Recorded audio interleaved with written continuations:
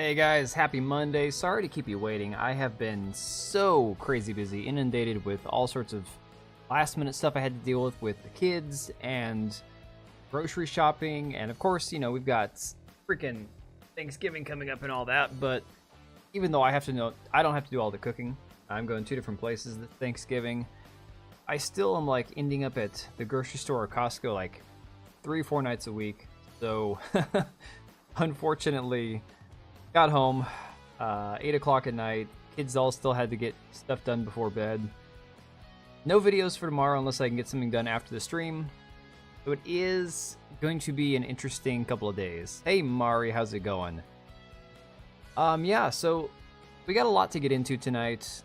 I want to kind of touch on the last video I did because I'm seeing a lot of people in the comments who don't quite grasp my take on the situation. And we'll get into that in just 1 minute. I'll let some people trickle in. You noticed without notification. Well, it wouldn't surprise me if YouTube doesn't send out notifications ever again. Honestly, like, ever since I hit 10,000 subscribers, I think I'm on, like, the naughty list or something. Because it is brutal to try to get any of my videos to trend. And it used to be, prior to 10K, I was gaining anywhere from 800 to 1,200 subscribers probably every 28 days. Views were in the high 40,000 watch hours per every 28 days, everything else. And ever since hitting 10K, everything has just kind of grinded to a halt. It is, I don't know, I can't quite figure out what is going on. I know it's not just me. I've talked to a lot of people, John Trent, Atreus, ton of other YouTubers around the same size, anywhere from 8 to 20,000 subscribers, and it's gotten to be really brutal the last, oh boy, month or two. Well, hey, Mugsy Kins. Oh, I appreciate it. Yeah, it's good to hear that because you just never know how things are currently working with YouTube and the algorithm. Like I was saying, it's one of those situations where I have been blessed this last year with amazing support from the algorithm, and then ever since hitting 10K, it's like somebody just like turned the dial off, turned it down. So just crazy how things work. I don't know. Like I said, I like to address it and bring it up. I don't want to complain about it. It's more like I'm noticing that there's something going on. I know it's not just me because I have talked to a whole bunch of other creators, and it seems to be a trending issue for a lot of us. So that being said, I appreciate you guys all for being here. And again, consistency is key, and unfortunately right now, especially with the holidays coming up and my kids and everything else going on, so busy with life and work, consistency is hard, and that's on me. That's not on you guys. That being said, I just wanted to give you guys a quick heads up. Instant Gaming is going to be doing this Black Friday thing from November 29th through December 2nd. You can check it out right here. It's not live yet, but you can even get signed up for notifications. They're going to be doing sales every day from November 29th to December 2nd. So huge discounts, up to 90% off, I believe. So go check them out. Make sure you click the link down below. That being said, let's go ahead and get talking about this not the main topic tonight, but something I really want to go over.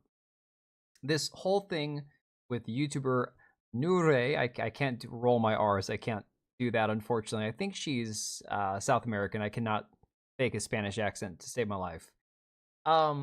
She got banned on EA Play. She's got this thing going on with this content creator who is massively, like a massive BioWare Dragon Age Belgard shill. Nure and this person Eddie have been going at it for a long time. Oh, I appreciate it, Mari. Like I said, I'm not gonna complain or beg or cry about it. It's more I'm just trying to, wade through it and figure out what I could do better and how to get right back on that, that algorithmic wave. So it's a journey. It's a marathon. It's not a, what do they say? It's not a sprint, I guess. It's a long distance. So anyways, Nure, she said some very controversial things. And a lot of people in the comments in my video from this morning were telling me you're gaslighting, you're not giving the whole story. And the thing is, I am never going to condone somebody saying for somebody else to go in themselves. That was not the point of my video. I was not trying to defend what she said specifically.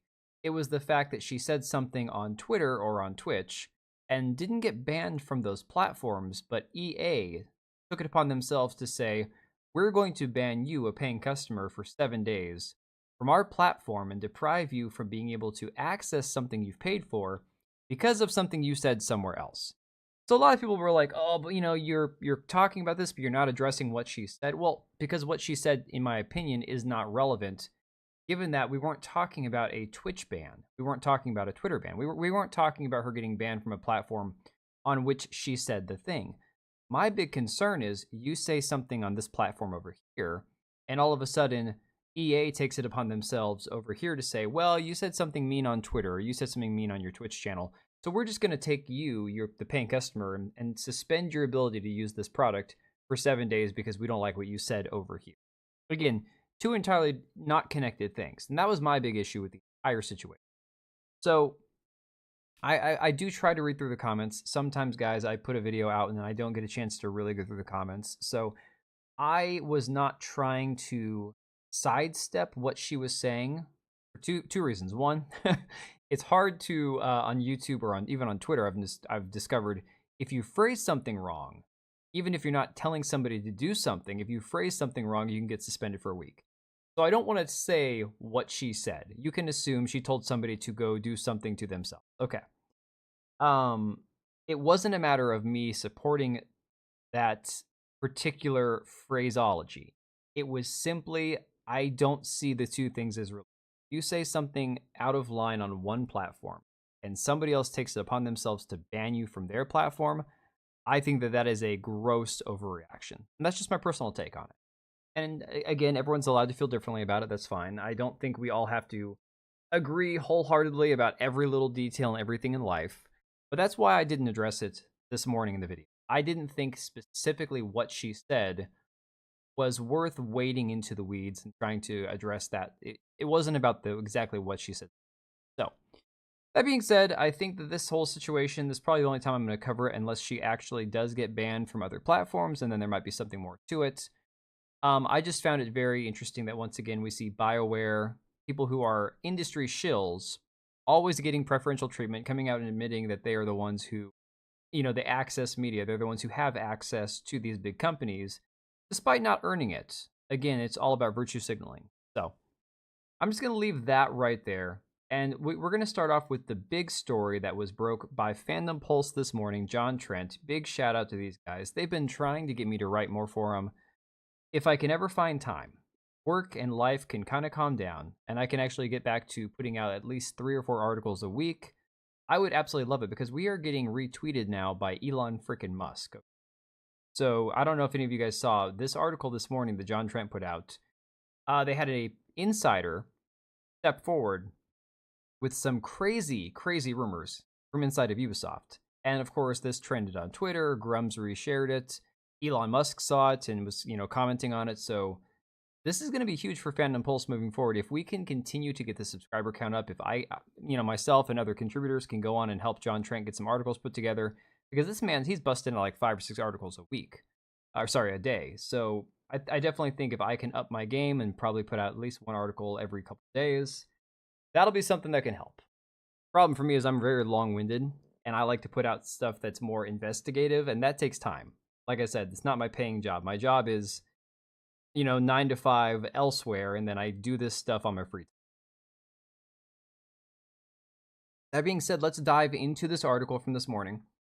It says Ubisoft insider alleges that company wants Steam to remove concurrent player accounts to hide its failures. Now again, this is not a shock if this is true, and we are wading into rumor territory to a certain degree.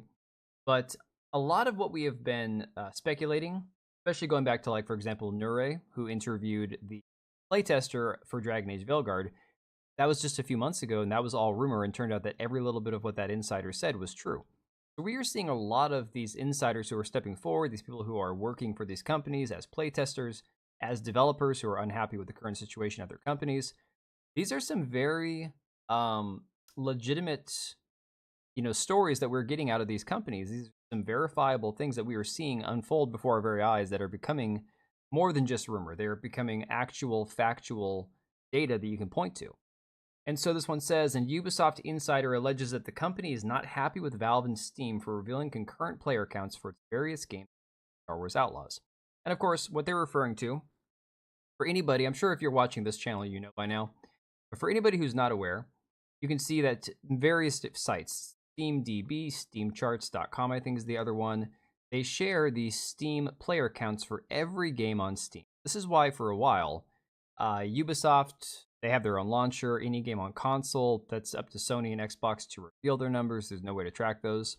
But Steam's storefront actually has the ability to track how many players are currently playing a game. And as you can currently see right now, it's not good for Star Wars Outlaws. The game released on, I want to say back on the November 2nd, wasn't it? I know Dragon Age Veilguard came out on October 31st. No. So Star Wars Outlaws came out first.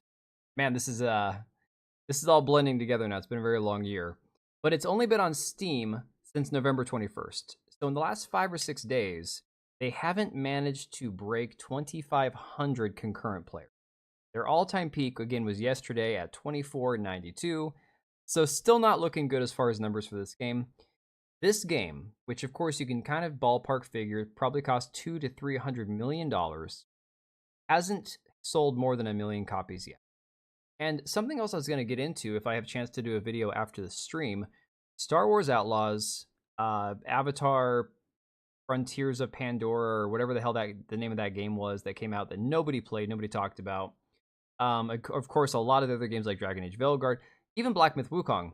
When you buy a new graphics card, new processor, a lot of times they give out free copies of the purchase because it's a large purchase. Well, now we're seeing apparently that the new Indiana Jones game is the same situation where they're doing that on the graphics card purchases, all the GeForce 40 series. So I'm going to be very curious to watch that game, of course, from Bethesda, and see if that has any effect for the uptick of, because again, if you get it on a graphics card, odds are you're going to be playing it on Steam, unless it's through another launcher again like Ubisoft. So very curious how they can't get the numbers above 2,500, even with all the free copies that were given out, graphics card purchases and whatnot. But it gets even better because it says a Ubisoft insider informs Fandom Pulse that the company does not like the fact that gamers, the press, and investors can easily view the performance of their various games on Steam through concurrent player trackers. The insider told us that Ubisoft and other companies want to pressure Steam to stop Steam Tracker from giving out info they want to keep. He added they want to be able to present findings to investors so they can make it sound good, which is, again, something we've seen a lot, especially from Ubisoft, because Ubisoft's CEO has been very much in damage control mode the last few months because this has been a very bad year for them. Pushing back Assassin's Creed Shadows with the launch of Star Wars Outlaws not going as expected. Skull and Bones being an abysmal mess. That game costs so much more money than they'll ever make back.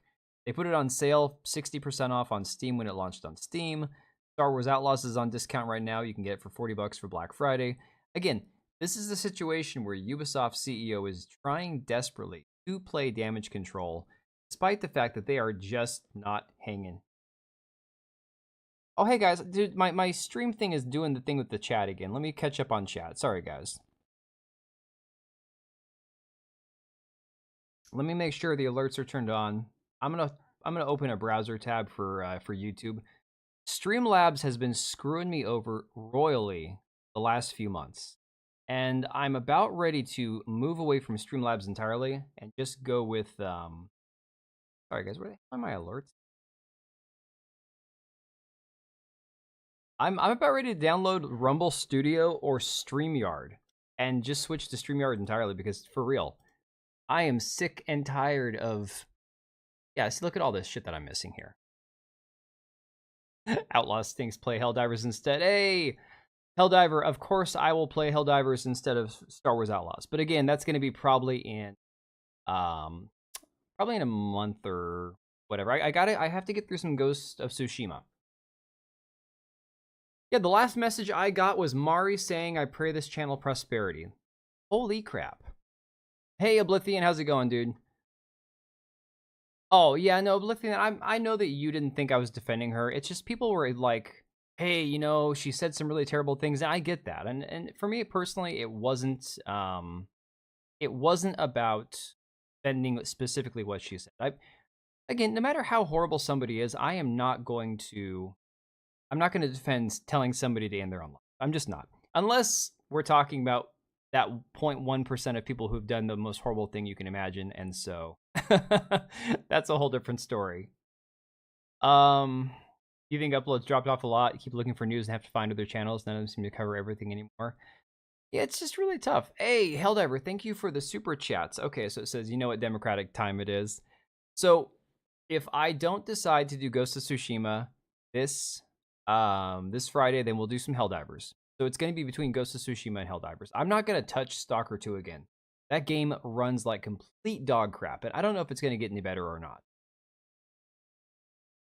Let me see here. I mean, customers call you rude as well when you tell them off for doing unlawful things. I can't imagine you telling anybody off, Mari. You're like way too polite. Yeah, exactly, Blithian. That was more my thing because Patreon was doing that.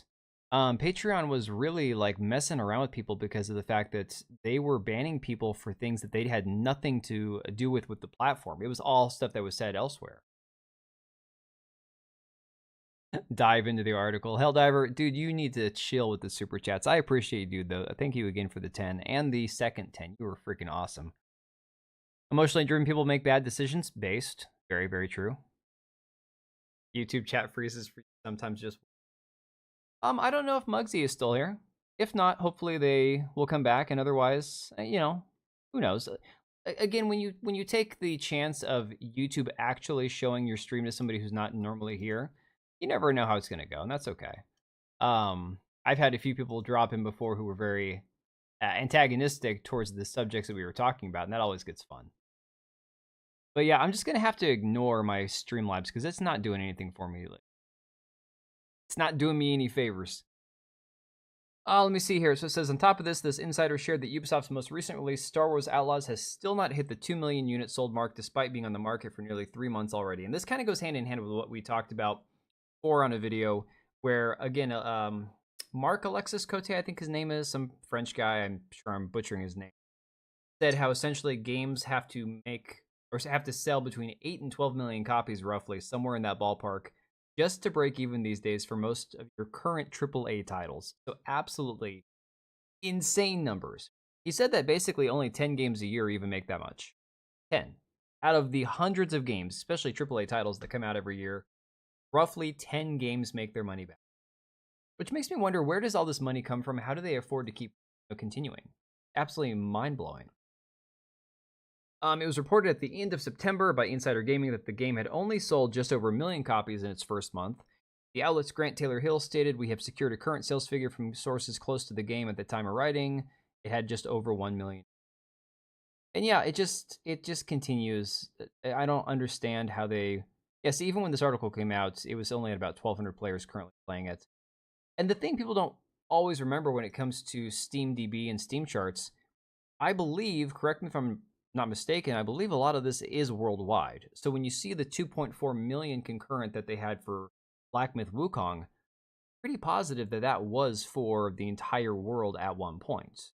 So if they can't get 2,500 people across at least the Western world to play this title, I can't imagine they're ever going to make their money back on this. Speaking of which, we were just talking about Stalker a minute ago. Stalker 2 is in an interesting place because I don't know how many of you guys have played Stalker 2. I tried streaming it on Friday, and the really funny thing is when you start talking about game on PC, and this is something I've learned from having a PC now for a while. Built my own PC back in 2019. I've upgraded it as much as I can other than a graphics card, and I built my wife's PC, so I know roughly enough about PCs to hold my own. So I mentioned on Twitter that Stalker 2 is just running like absolute. I tried streaming it. Game was a abysmal mess. Had to turn the settings all the way down to low, and even at different points, the game still ran poorly. Now, again, it's a 155 gigabyte game, okay? You've been playing Shadows of Chernobyl for a while. The game looks visually great. I'm sure the gameplay would be fantastic if I could get the game to run smooth. But so Helldiver, I'm talking, we had significant issues playing that game. It was definitely frame droppage to a degree, but it was like everything was like moving in slow motion kind of frame droppage. It was really weird. And so that I turned everything down to completely like low settings on everything. But even when I wasn't streaming, people were like, well, maybe it's because you've got Streamlabs running. I'm like, nah, Streamlabs tends to be more CPU intensive. It doesn't tend to really hit the graphics card so hard. Um, just ran really poorly. And it's the only game I've ever played on my computer that I cannot run even on low setting. So something tells me it's the game, not the computer. But who knows? You gotta wait 3 months for these games. Hey, it was on Game Pass. Didn't cost me anything extra, so I'm not out anything. The only annoying thing is that I had to download 155 gigabytes, which meant moving some files around, deleting some stuff. And then, of course, because I'm not on, yes, I use an NVMe. So most of my games I have moved over to the NVMe, and then the SSD has got software and stuff on it, like my Streamlabs software, my video editing software, all of my Razer stuff or stuff for my Corsair fans. That's all on the SSD. When I'm playing games that I am playing with the intention of getting around to playing them now, and not something that's like on the back burner, those are always typically installed on my NVMe. So kind of like how when I put that in my computer and played Starfield on it, it was a completely different game. When I tried playing Starfield on my SS or on my HD, it was like, oh, I can't do this. The game was terrible. I moved it over to my SSD or my, I think at that point I moved to NVMe, and then it was like holy crap, this game is great, except the game sucks. All right, Helldiver, thanks again, buddy. Appreciate you. Yeah, and thanks for becoming a member again. You are awesome, dude. We will get back to Helldivers soon, probably in the next couple weeks. All right. Let's get through Thanksgiving week, get through all the insanity, and I will be able to think a little bit more clearly. It's been a crazy, crazy couple. Insane here. Yeah, so for me personally, I'm not judging Stalker 2 yet. I know that there's a really good game in there somewhere, and that for a lot of people it's probably running okay. But what I found hilarious, and a lot of other people did too, was that despite all of its flaws, all of the issues that the game was having as far as like the actual operation of the game, the running on people's PC and all that, PC Gamer comes out a few days ago and says Stalker 2: Heart of Chernobyl has almost single-handedly saved 2024 from being an absolutely rubbish year. Probably the most brain-dead take I have ever seen, and that's saying a lot, especially given how crazy the media is and how awful they've been when it comes to reporting on games, especially the games people love. We've seen Paul Tassi go hard at games all year, and now he's even flipping the script and saying, oh, Stellar Blade is one of the best games this year, despite the fact that he was dogpiling it a few months ago. So PC Gamer says it's a last-minute salvation, okay? PC Gamer goes into hibernation over the holidays. We'll be leaving you with the traditional treat of our Game of the Year awards. Through our exhaustive deliberations, we picked out a cracking set of games, but I've got to admit it was incredibly hard this time. Thanks to the knock-on effect of COVID-19 and the tragic axing and savage pruning of so many studios, 2024 has been a pretty bleak year. Delays and disappointments have become the norm. Now, again, I was talking about it in somebody else's stream today, and I'm going to go to Vera Dark's tweet here before we continue, because she quote tweeted this, took a screenshot of it, and said, okay, this is a list of games that Vera pointed out just came out this year. So he says bleak and miserable and delays and cancellations and whatnot, studios closing left to right. Okay, these are games that came out just this year, and I haven't played most of them. I played some of them. Hell World, that game was a smash hit. Came out of nowhere. Grand Blue Fantasy Relink, have no idea. But again, Vera knows a lot more about games though. Mario vs. Donkey Kong, Final Fantasy VII Rebirth, Stellar Blade, Helldivers 2, Princess Peach Showtime, Elden Ring Shadow of the Erdtree, First Descendant, Beyond Good and Evil, Nitsugami, Little Kitty Big City, Black Myth Wukong, Astrobot, Lollipop Chainsaw Repop, Space Marine 2, Silent Hill 2, Legend of Zelda Echoes of Wisdom, Metaphor Refantasio, Like a Dragon Infinite Wealth, Balatro, Batman Arkham Shadow, Visions of Mana, Mario and Luigi Brothership. That's just to name a few, okay? That is just not, that's not even like scratching the surface. That's just literally like probably the top 20, 25 that she just rolled off the tip of her brain, right? A PC gamer who has been dumping on half of these games and gamers across the board all year long are out here saying that this game is single-handedly saving the gaming industry for 2024. Due to this, I confess that a couple of my personal Game of the Year nominations were largely perfunctory. Games that were undeniably fun, which I would absolutely recommend to people regardless of the year, but which I can't pretend I'm actually passionate about. This is not to say there haven't been some corkers. Metaphor, for instance, is probably my all-time favorite JRPG, better than Persona 5. Even with that still fresh in my mind, it wasn't quite enough to wash away the sense. Excuse me. When I look back on 2024, I'm not going to recall it with any fondness. Then Stalker 2 arrived. Okay. So, again, I bought Shadow the Erd Tree, full price, pre-ordered right away. I was like, this game is going to be fantastic. And sure enough, I put like 20 plus hours into it. I haven't beat it yet. Same with Black Myth Wukong. I'm like halfway through that game, 20 plus hours. Both fantastic games. I purchased them at launch, right?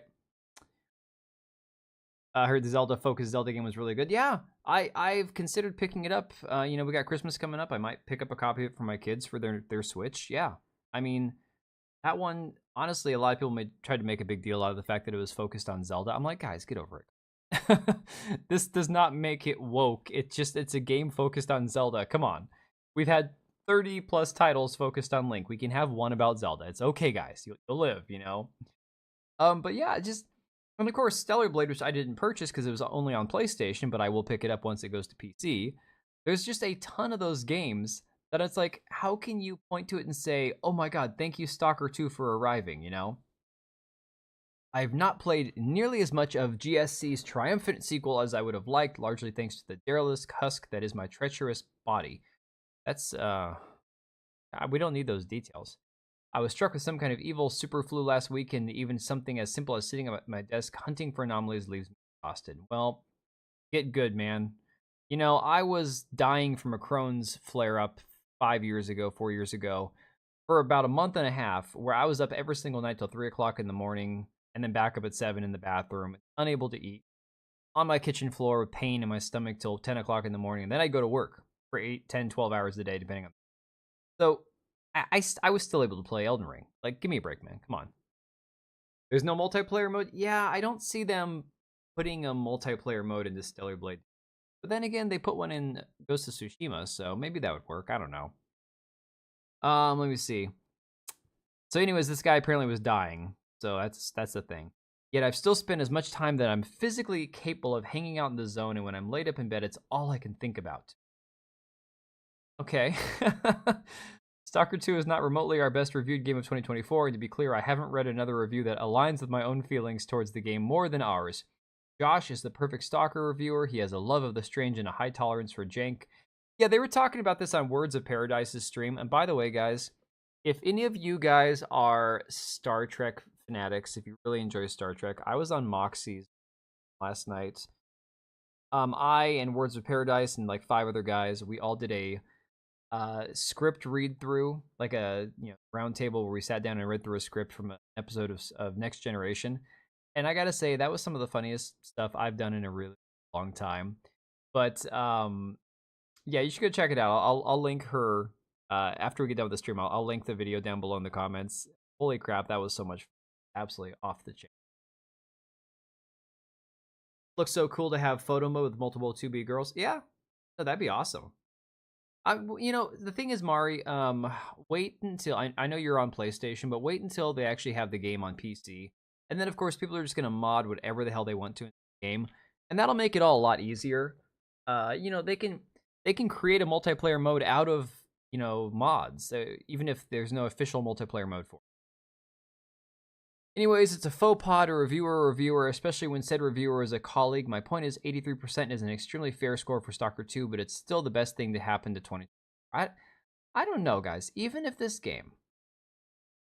Stalker 2 had ran beautifully on my PC, I don't know if I would ever come close to saying it's better than Black Myth Wukong, better than Stellar Blade, better than Space Marine 2 or Helldivers 2. That just seems really insane. And this guy, he just goes on and making apology after apology for it in this video. Basically, yeah, it's got jank, but it's cool. It's rough, but it's cool.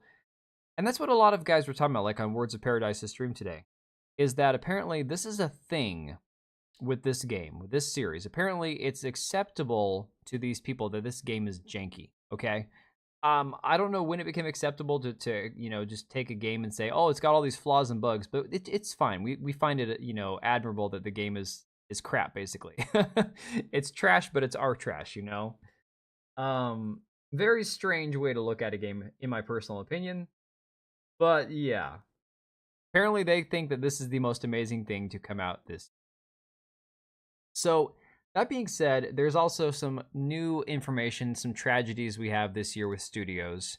I guess there's a studio that's made by the Mass Effect creator Casey Hudson, who announced on LinkedIn, Fallout Games, yeah, basically, that Humanoid Origin, a studio that's apparently working on a new sci-fi IP, is shutting down. Now, this is a studio I had never even heard of, guys. This is from the creators of Mass Effect, and it's one of these, I guess, independent studios, Canadian game development studio built on the axiom that creative freedom and independence lead to better, more innovative games. Well, that's admirable.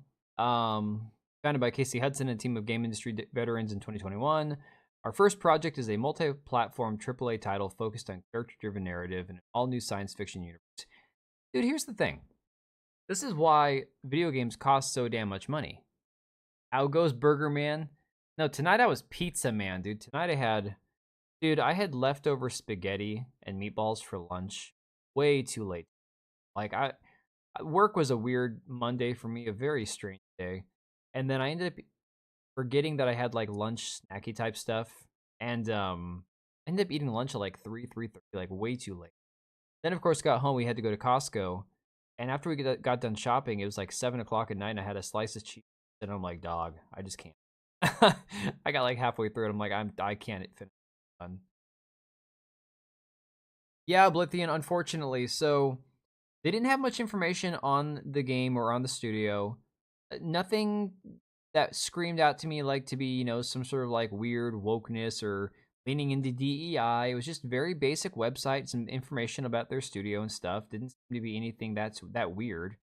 But what strikes me is that it says that they started the studio, they founded it in 2021.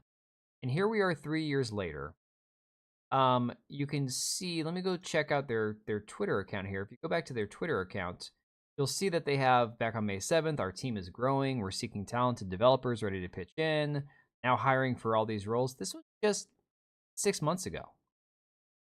2 months before that, March 19th, we're looking for a senior technical designer.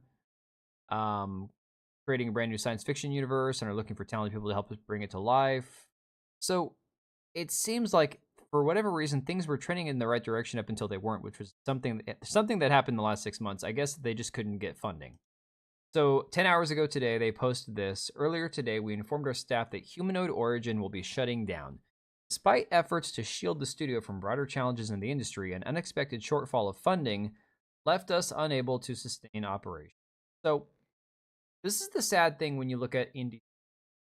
When you look at the situation that unfolds when it comes to indie developers and the associated cost, it's one thing to be an indie studio where it's a hobby or a group of people that are doing it as a passion project and they have other jobs and they're all just kind of pitching in and doing what they can in their free time. And it's an indie game and it very much feels like an indie game.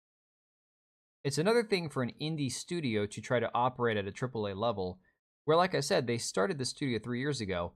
And I don't know really what they have to show for it, but it's like, how do you exist for 3 years without any project, any product to sell? It's like I have a mostly retail heavy job to a certain degree, or wholesale heavy, and it's like you have to have money coming in from somewhere. There has to be somebody purchasing your products, and if you don't have a product to purchase, there has to be funding. And in this market, in this environment that we have, good luck finding funding. I have never tried sushi out of the fact that I don't like the taste of seaweed and I can't imagine eating raw fish, but maybe one day I'll give it a try. Was it Pleb Walmart? I single-handedly keep my Costco in my town open for business. Thank you very much. All right. The amount of money that my family collectively has spent at Costco in the last 25 years is absolutely disgusting. It is. So there was one year where our family's business, personally, that business alone, we were purchasing supplies from Costco, like, they were buying them for us and we were buying them from them in bulk. We spent like 25 grand at Costco in one year, just our business alone, not to mention like personal expense stuff. So it really upsets me that those Costco guys are embarrassing the crap out of anybody who shops at Costco. Because I'm like, dude, you guys are not the Costco guy. My family, we were the Costco guy. You guys are much. You don't think Casey Studio even did a crowdfunder? Well, I don't. I'm sure that they had some sort of investment, right? I'm sure that there was somebody bankrolling them for a while, but that money only goes so far. And think about it. If they started in 2021, that was post COVID, right? The beginning of, or not post, that was pre to mid COVID, depending on when they started. The money has dried up the last year. And fortunately, inflation makes everything cost more, especially given the fact that nothing's getting cheaper, everything's getting more expensive. People are less and less inclined to spend money on projects that are just a money pit. Bad food interrupts your stamina. Yeah, 100%. Although that spaghetti I ate was good, the problem was I ate it too. I see, Mari, I'm a snacker because I am a ectomorph with a high metabolism, Crohn's disease, and I probably am have an overactive thyroid. I burn through food, energy, all of it. Oh, NS, that's not even a hot take at all, dude. Um, so Grums is probably a topic for another night. Whenever I feel like finally burning my bridges with a few people, although anybody that I like associate with like on YouTube and stuff they're all very level-headed people. Like the couple of people I've been on their channels, like Moxie and Words of Paradise, and the people that they know that we've all talked, everyone's really cool and level-headed, you know? Yeah, I can't do the seaweed. I tried. Somebody offered me some seaweed years ago, like the dried seaweed, salted stuff, or it was like a seaweed cracker. No added seasoning, no salt. Ooh, no seaweed or fish. The others you probably only have. Yeah, yeah. I don't know. I don't like the flavor of seaweed. I could probably get around the raw fish. Honestly, I could probably get used to that. It's for me. I just don't enjoy the taste of seaweed. Now, I don't remember where I was going. Oh, Grumps. So the reality is, the other day I was talking about this, and actually I was talking about this the very beginning of the stream, because this article that John put out about Star Wars Outlaws and Ubisoft wanting to hide concurrent player accounts from Steam, this got retweeted a bunch. This got Grum's attention, who retweeted it, and then Elon Musk retweeted Grum's. So this article that Fandom Pulse put out got in front of Elon Musk's eyes, and you go, "That's really cool." Like Biden without dementia. Yeah, that wouldn't really be sushi. Um, but it's become really apparent to me with this whole Twitter monetization thing, and I've been watching a lot of videos about people covering the Twitter monetization disparity between people who are legitimately putting out good content but getting no money for it on Twitter versus people who are just being complete clowns on Twitter and getting retweeted for no apparent reason and making $20,000 every 2 weeks. Basically, Grums is falling into that category of people who are going to be on that Elon Musk good list that good tier of people who are going to get propped up and are probably going to get a nice fat paycheck every week or two. On top of the fact that, like you said, he had his crowdfunder for like, was it 60,000 or 600,000? I don't want to speak out of turn, but whatever it was for his game Ember, and that game's never getting done. Let's be honest. That game is never getting finished. If you look at the most recent screenshots of it, the game looks like crap. But basically, Grumps is following the same pattern as Tiffany Fong and all these other people, where they're just becoming Twitter acolytes, if you will, where all they talk about is, oh yeah, become a Twitter premium member, and oh yeah, subscribe and become a community notes member, and oh yeah, the Twitter's so great. And because they're so positive about it, Elon Musk shares their posts or retweets them, and they end up on like this green lit list of people who get the big payouts. Was it 80,000? apparently suing Twitch for backing out of advertising. Yeah, yeah, I saw that. I know. So here's the funny thing. I was thinking about this today, and NS, you would love this. I don't want to go too far down the noticing rabbit hole because again, that's not. I try to not do too much of that shit on here. I'm one of those people. I don't want people to. Let me rephrase this. I like to feel like we can have open, honest conversations about things, and if something seems funny, we should be able to talk about it. I think that's the fair way of putting it. And I was wondering when John Trent and John Del Rose were talking about this on their stream today, this article, I'm like, guys, has Ubisoft ever supported the ADL financially? Has Ubisoft ever given money to the ADL? And they're like, well, I don't know. And so I looked it up, and if you go back 4 years, ago, there's an article on Niche Gamer talking about how EA and Ubisoft were in support of the ADL going after Steam for, again, it was all about anti-Semitism and extremist language and right-wing rhetoric and all this stuff. EA and Ubisoft were on board with the ADL 4 years ago to try to take down Steam. And here we are 4 years later, and the ADL's trying it again, trying the same crap they tried before. And I'm thinking to myself, like, okay, so Ubisoft, EA, all the big game studios, they support what the ADL is doing because they don't like mean words from gamers. Now you have the Ubisoft going after Steam to remove concurrent player counts from, again, to hide it so they can hide their failures. The same time that the ADL is going after Steam once again for naughty rhetoric, for bad words, you know? It's just very strange. It's very, very, very strange how all of this is kind of connecting between Ubisoft, the ADL, attacking Steam, attacking free speech, attacking, again, gamers for not buying their shitty products. I'm seeing a lot of weird connections here, and I just haven't really pinned down, like, does Ubisoft actively financially donate to the ADL? Is that something I can verify? Because I think that'd be a very interesting story in itself, especially given the timing of all these things happening all at once. Hey, Guitar Man. Dude, Steam should never submit to anybody. Steam should say get bent. And it seems like Gabe Newell is the kind of guy who isn't going to, but yeah, Mari, here's the thing. I honestly don't know if it's a skill issue on some levels when it comes to the motion capture, because there are times where these companies that do motion capture for these games with these celebrities and these actresses and actors, where they'll nail it. So if you look at the guy from Star Wars Outcast or whatever the hell that game was, I got bored and turned it off. I couldn't. Like the recent Jaguar ad, yeah. They can capture people accurately when they really want to. But what cracks me up is when you have a beautiful woman and then they make the model look nothing like her, or at least some sort of weird, strange, bastardized version of her. You have to know it's intentional. You know?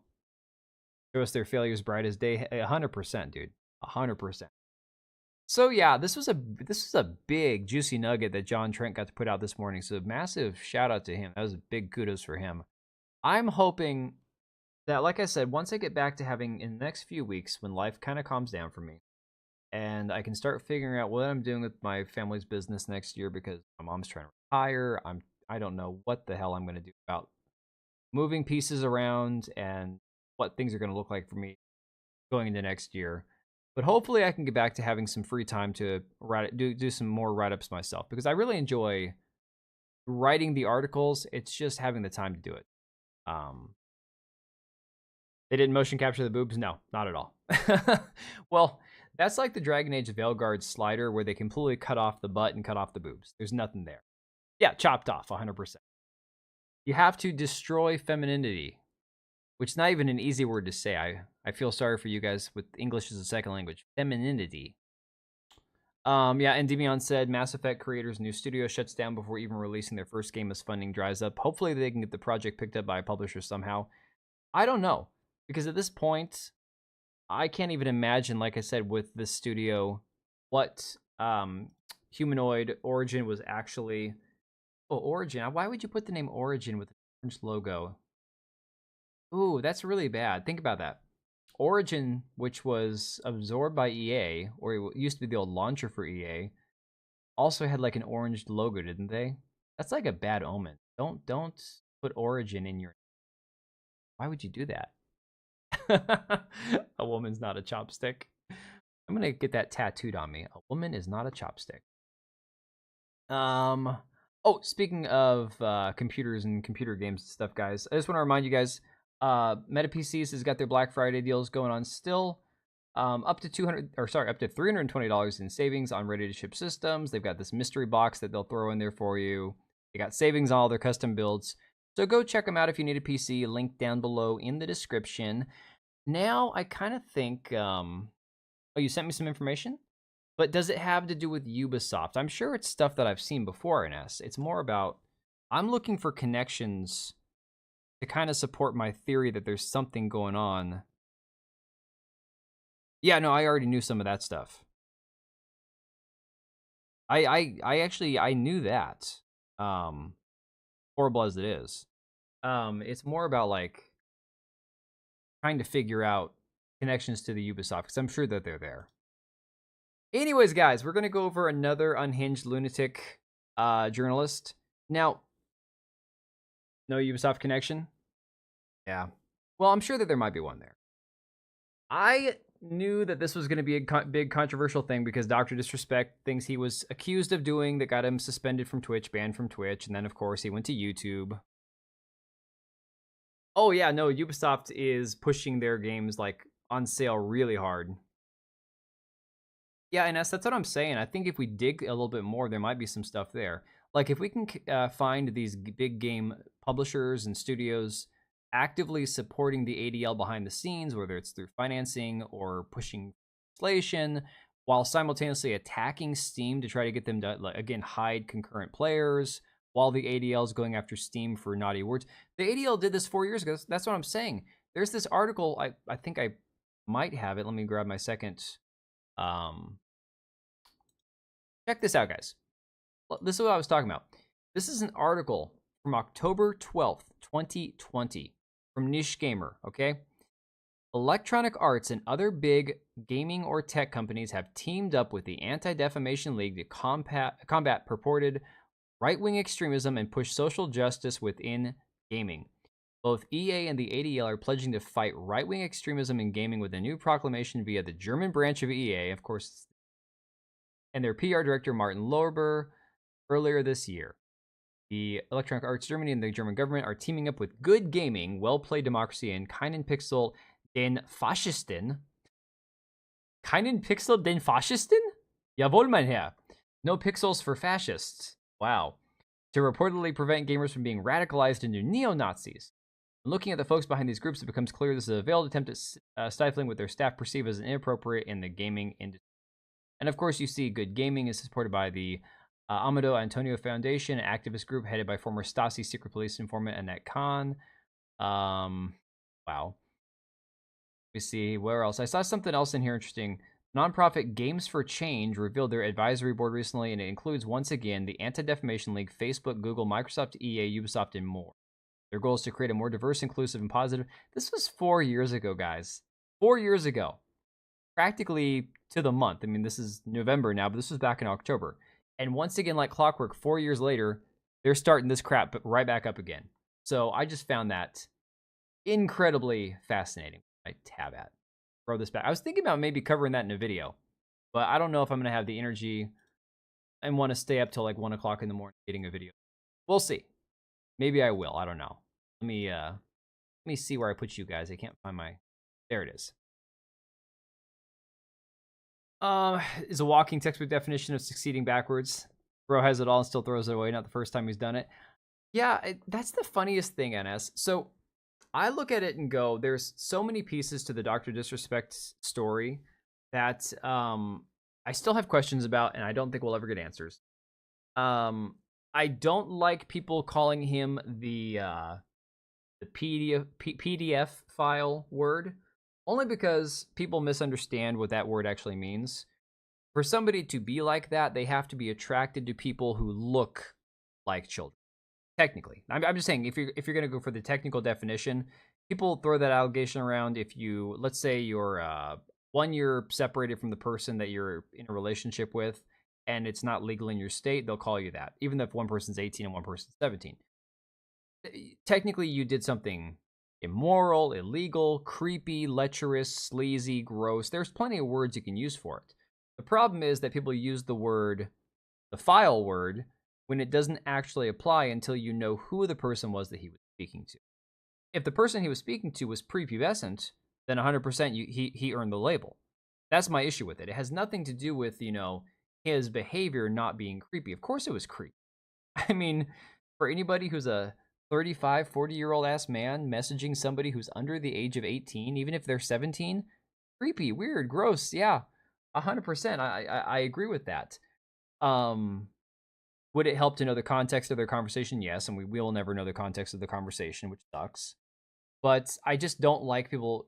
The word, the file word has actual meaning, and people seem to forget about that. That's more my point. It's like, until we know that the person wasn't at least over, like, past puberty, the file word needs to be like, let's keep that on the back burner until you know for sure. Anyways, this article here cracked me up because I was trying to find like an article to read to talking about this, and I was like, okay, let me see. There's one here from The Verge, and I guessed without even looking at the article. I saw The Verge, Dr. Disrespect veers right into Rumble.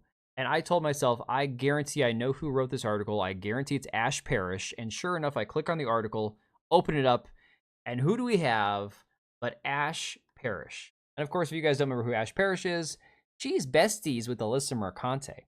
They are like sisters from another Mista, okay? They are two peas in a pod.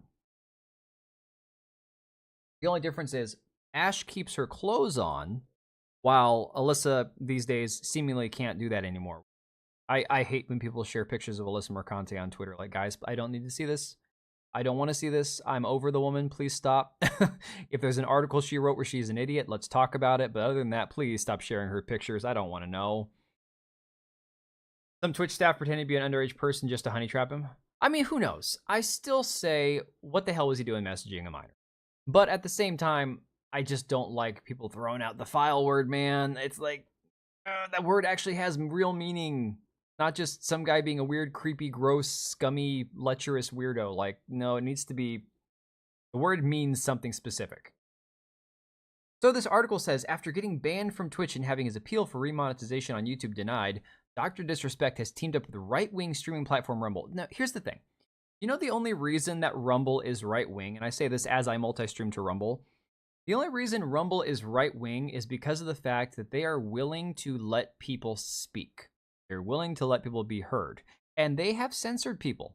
They have banned people. They have, put people in the timeout box before. It's not that Rumble has no terms of service. It's not that they don't have any enforceable, actionable, standards. It's the fact that they're willing to give people a second chance, willing to give people the ability to speak openly before they just instantly ban them for saying one word or one thing the wrong way, It's the way that normal people should behave, and unfortunately, it's just most of the ways that these live streaming or video platforms don't operate. So that's why Rumble's right wing. It's not because of specifically politics. Well, sure, it's mostly right wingers who are on the website or on the app. It's only that way because they needed somewhere to go where they could actually speak freely, and that's it. That's 100% the reason why it's right wing. Because now apparently it's now edgy and cool to be the right winger because you're the rebel against the system, and the system is now all the left wingers. Explain this, how this happened to me. I don't understand. So it says Rumble, the video streaming platform that's become the home for right wing personalities like Tucker Carlson, Steve Bannon, and Tim Pool. Rumble's not his home. Okay, what a disingenuous way to start off. Tim Pool is a YouTuber. Tim Pool makes a lot of money on YouTube. They are not demonetized on YouTube at all. Like, okay. Try understanding your audience. And I think Tucker Carlson actually has a bigger following on Twitter/X than he does on Rumble, but I could be wrong about that. Center and base is not right wing. No, it didn't used to be. Not back in the day. Let's see. As well as full-throated racists like Nick Fuentes. Well, my biggest problem with Nick Fuentes isn't him being racist. It's him being a fed, a plant, a closeted homosexual. He is not even honest about who he really is. Those are my biggest problems with Nick Fuentes. Oh, and he's like smaller than I am. It's like this dude would lose a fight to, well, Alyssa Mercante of all people. It has a new member joining its ranks, Dr. Disrespect. The streamer announced the news via social media, and Rumble confirmed it in a press release, stating that the streamer will provide a mix of free and paid content for the platform, as well as acting as an advisor, helping to build the Rumble gaming community. Now, here's where I'll say, um, well, yeah, well, Ari, I will say that it's very likely that a lot of what Nick Fuentes says might be genuinely racist. I just don't care. I don't take Nick Fuentes seriously. That's the thing. I don't care. You know, people who get triggered by Nick Fuentes, I'm like, why are you getting mad about what this little hobbit has to say anyways? Who cares? I think his influence is far lesser than a lot of people give him credit for, if I'm being honest about it. But this is something, because I follow Chris Pavlovsky, the CEO of Rumble, on Twitter, and I'm constantly seeing a lot of his posts. And Rumble has been heavily trying to get into the gaming market for a long time now. Rumble has tried to become a hub for game streams. Unfortunately, I don't personally see that happening, because I can tell you right now, most of I'm up to like, I think 165 followers on. Let me check. Let me see if I can get my current numbers. And for all you guys here on YouTube, I'm only streaming to Rumble, Twitch, and not Rumble, Twitter, and YouTube when I do these Monday streams, right? 99% of my interactions on a busy night, we've got the chat flying on here, and it's all on YouTube. Maybe somebody will be on Twitter, you know? It's never Rumble. When I first started streaming to Rumble, once in a while I'd have somebody come into my chat, whatever. I believe that most of my followers, 165 followers currently on Rumble. The stream only has 12 views so far on Rumble. Okay. Most of what I get on Rumble are people who watch my videos, not my live streams. I don't know that Rumble can ever become a video games heavy platform. I don't see it being a thing, because people go to Rumble because they've been unable to hear things that they want to hear and talk about things that they want to talk about on other platforms because of censorship. That doesn't exactly like lean into video game streaming. Now, I think it's cool that they have the option. I like the fact that there's video game streaming on Rumble. I think it's another venue that's definitely worth pursuing. I just don't see it being like this mecca for video game streams. I don't think the platform is ever going to take off in that direction. Now, can Dr. Disrespect bring some legitimacy to it? Maybe. We'll see. I don't know. I don't know if his presence there is going to make that much of a difference. Dr. Disrespect, you could argue, is in the twilight of his career at this point, especially after all the controversy, after all the bannings, after all the people who have disassociated with him because of the allegations, not having enough answers for what he actually did. There's a lot of questions that yet to be answered. Like I said, I will never defend him talking to somebody inappropriately, if it would, regardless of what was actually said, with somebody under 18. That's weird, creepy, fine. But we also don't know the context of why they were talking. If it was another streamer, if it was just a joke that was said and taken out of context, that's very different from somebody who's being a complete predator with somebody who's very underage. So again, it's still a lot of bad blood, and it's a lot of baggage that Rumble now has to figure out how to, navigate. If Asmongold, now you're talking, this is the difference between Asmongold and Dr. Disrespect.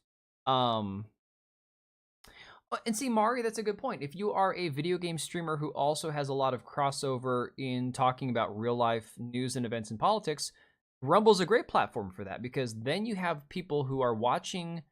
Maybe they're like not even watching the video game, but they're listening to the conversation that you're having, while some people who aren't really talking, but they're watching the gameplay. It could be a best of both worlds in that situation. Asmongold is more of the social commentary, at least in my opinion, at this point, his YouTube career or his streaming career, than anything else. So while he does have a heavy audience of gamers, he also crosses over into the social commentary side of things. So yes, if Asmongold makes the jump to Rumble 2, Asmon plus Dr. Disrespect, that could be very, very massive. Minikid's not going to use PC to stream. I mean, it's true. If you had more options to go to like Rumble, because again, you can stream to Twitch or I believe YouTube from your PlayStation or Xbox. But yeah, one button away, exactly. That would be huge. But I don't see them doing it, because imagine Sony or Microsoft actually allowing Rumble, this alt-right extremist haven for hate and racism to have the access to stream from their consoles. I don't see Microsoft or Sony ever allowing that to. So far, this article actually isn't even that bad. I'm surprised. Calling Nick Fuentes a racist. Okay, who cares? Let's see. The move to Rumble is the latest development in the Disrespect streaming saga that began 4 years ago. In 2020, Dr. Disrespect, whose real name is Herschel Guy Beam, was banned from Twitch with a little explanation mere months after signing. We all know. I'm going to kind of like go past all this. We know about all this stuff. Now, I still think it was weird. The Dr. Disrespect banning. I remember watching it like in slow motion. I personally, this is my conspiracy theory. So, guys, you got to put the tinfoil hat on. Based on the conversations he was having on that stream and some of the stuff that he said, and the fact that he is now basically considered alt-right, or like he's on the far right side of things. And that's just, again, modern vernacular. I think personally it wasn't even this thing with this underage person on Twitch that got him banned. I think it was because he was talking about some people and stuff like lockdowns, COVID, people who have opinions that run, contrary to people at Twitch. That personally, I think, is what got him banned, and we still won't know ever really what actually happened behind the scenes. As soon as they respect the locals and let the locals handle it, we kind of went, well, yeah, Sony gave up on Japan a long time ago. That was the crazy thing. I don't understand why. Maybe they just decided because America was a bigger market, they decided to chase the American dollar. I don't know. But yeah, looking as somebody who's never been a PlayStation owner, I've never owned a PlayStation in my life. It was weird as like an Xbox fanboy for a while, and somebody who grew up on Nintendo as well, and then of course now I play PC. Watching Sony going, why is Sony so like antagonistic towards the Japanese? Like, why don't they try to cater to their local customer base? It didn't make any sense. If Sony US buys Katakawa, will officially be in the worst possible timeline. Can you imagine Sony owning the rights to From Software games? That doesn't make me feel good. You know? That would be a very, yeah, no, I know, NS, you're a big Elden Ring guy. That's got to be a really scary feeling. Cut off from one of his major sources of income while still drawing thousands of viewers with his stream, there was speculation that Beam would take his content to Kick. But his contentious behavior combined with Kick's reputation for doling out millions of dollars to attract high-profile creators, well, I don't think Kick's going to be around much longer than Twitch, to be honest. Kick is a dumpster fire. However, in a recent interview, Kick CEO Ed Craven stated that a deal with the embattled creator, from a financial and business perspective right now, would make zero. The thing is, Dr. Disrespect doesn't need to have like a set deal. I'm sorry, I'll try not to repeat it anymore. Oh man, Sony owning From Software, that would be a nightmare. Nightmare is definitely the right word for that. Let me see. Banned from Twitch, demonetized on YouTube, and with Kick essentially telling him no thanks, Rumble is one of the last places available to Beam if he wants to continue to make money streaming, especially as his other working relationships. After the news broke regarding the season or the reason for his Twitch ban, Midnight Society, the game studio, all she's doing is recapping. Let's see. Though the press release does not disclose how much Beam will be paid, it does indicate that the equity with milestones will be the majority of its compensation. The press release does not indicate if this deal means Dr. Disrespect's stream will be exclusive to Rumble or if he'll continue. I can't imagine that he wouldn't also multi-stream. There's no incentive unless Rumble pays him a fat ton of cash to not also stream. Let's be fair. It's kind of like how guys like the Quartering, they do their Rumble streams. They also multi-stream to their live streaming channel on YouTube. It's like, unless you're in an exclusivity contract where you absolutely cannot stream anywhere else, I don't think it would ever make sense not to multi-stream. I mean, in my situation, it's a whole different situation because like I'm multi-streaming to Rumble right now for whatever reason. I'm on Rumble because I like to have all my content backed up on a site that I know is not going to ban me. But my audience doesn't grow very quickly on Rumble. It's more of a very, very, very slow process. Kind of like streaming to Twitch or Kick. I think I'm up to like 20 followers on. And eventually I'm just going to nuke both of those platforms because I cannot stand Twitch and Kick both. I'm so over it. Not even funny. But hey, let's switch it up, guys. You want to see something really creepy? This is the funniest and saddest, creepiest thing I've seen in a long time. So, I was I was perusing around on Twitter, trying to find some stuff for the stream tonight, trying to decide if I was going to have time to do a video beforehand or if I want to try to do a video afterwards. At this point now, I'm kind of thinking if nobody, like, if Smash JT doesn't decide to drop in here in a few minutes and give me all his follower or his viewers, which I'm kind of hoping he doesn't, because I might want to finish tonight. I don't know. Hopefully I didn't curse myself there. And I was just trying to pull up some stuff, some articles to read, and then I came across this video on Twitter, and I'm gonna make sure it's queued up for you guys because this, I have so many thoughts about this. Pretty boy. No, ask NS. I'm only pretty now that I have the beard growing back in.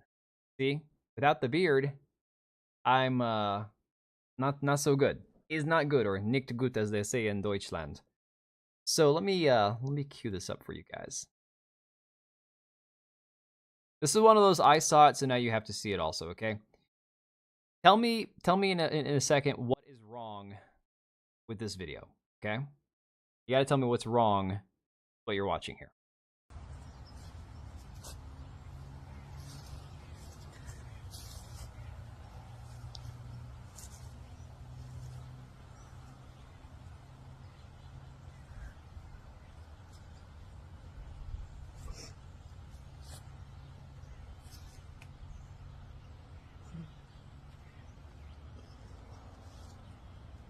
Yeah, we truly are on the worst timeline. I'm not even kidding.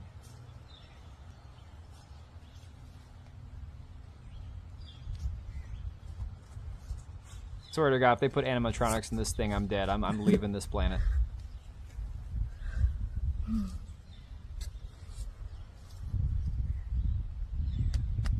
Yeah, okay, and I don't know if you I don't know if you noticed.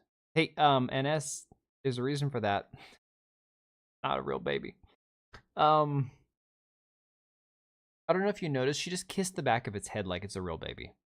I don't know if this is something that these people actually sell. I don't know if there's a market for this.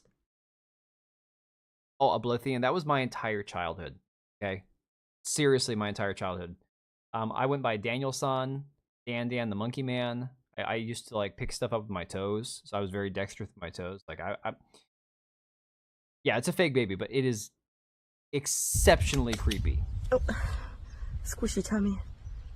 Oh yeah, I forgot to tell you. He's got a squishy tummy.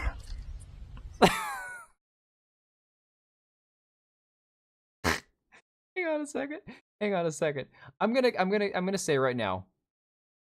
I'm gonna guess that we know who this person voted for, just by the crazy look in her eye.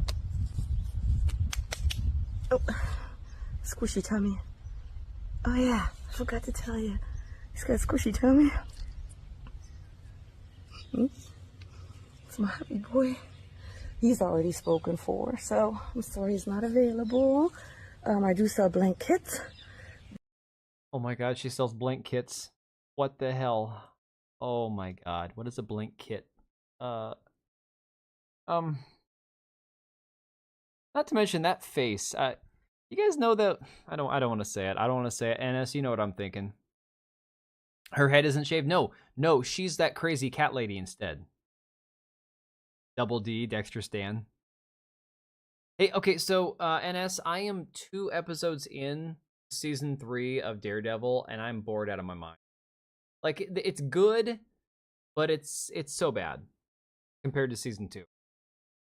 But that's all in order. I don't actually just have kits in stock. They sell really fast. So if you're interested in some, oh, and I can do this. Do you watch this? Oh my God. And she has armatures. Okay.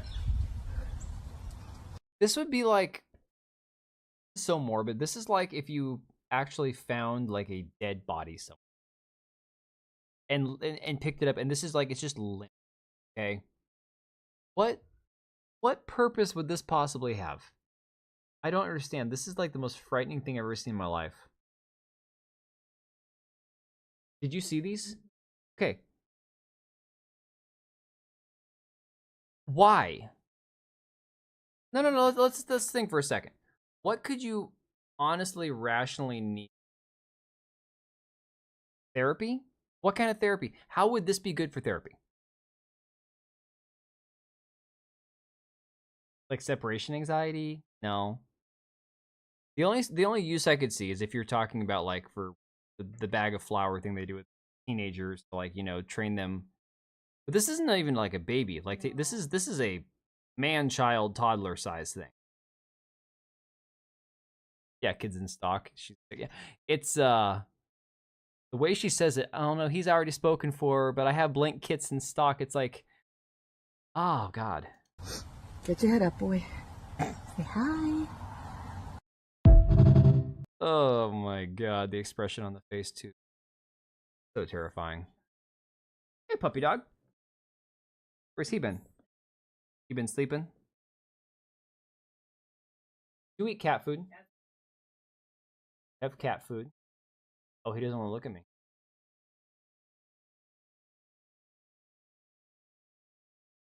Makes you go more mental and disconnected to society. Well, yeah, I don't see how that would ever help any. I don't know. But again, this is something that I would never in a million years think to create, but holy crap. Oh, I bet there's a whole this like okay, Blue Sky. Have you caught all everything with Blue Sky? With the map people guy. Yeah, so Twitter leftists, they freak out and leave after the election and they make their own platform and turns out it's full of a bunch of kitty diddlers and people who are minor attracted people. Well, a legitimate case you can see is for women broken by miscarriage or lost young. Yeah, miscarriage, no. Maybe young kids. Some success with such therapy, everything else seems very concerning. Like people buying that, get them on a list.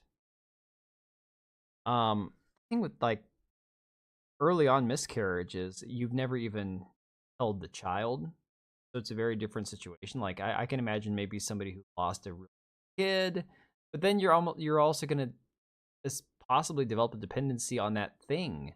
That's not human. Race tried population, yeah.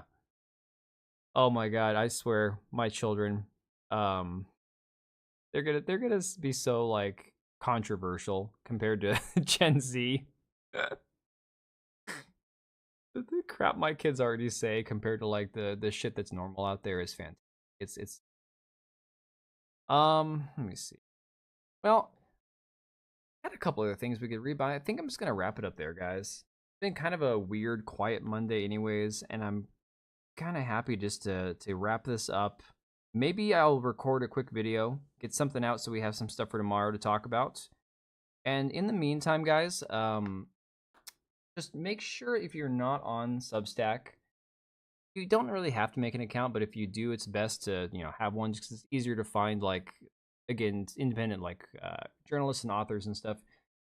I'm going to be trying to write more articles, like I said, over the next few months for Fandom Pulse because as it grows, John Trent is going to need help. I enjoy writing the articles. I just need to find more time to do it. And so I'll be splitting my time probably between making videos and writing.